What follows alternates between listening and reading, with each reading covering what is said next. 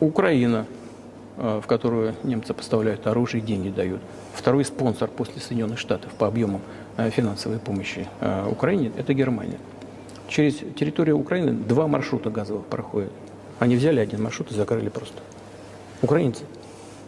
Откройте второй маршрут и, пожалуйста, получайте газ из России. Они же не открывают. Почему немцам не сказать? Слушайте, ребята, мы вам и деньги даем, и оружие. Вентиль отвинтите, пожалуйста. Пропустите из России газ для нас. Мы втридорого покупаем сжиженный газ в Европе. Это роняет уровень нашей конкурентоспособности экономики в целом до нуля.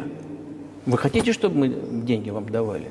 Ну дайте нам нормально существовать, заработать в нашей экономике. Мы же вам деньги оттуда даем. Нет, не делают этого. Почему? Спросите у них.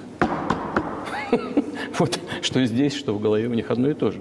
Там, потом, знаете, люди очень некомпетентны.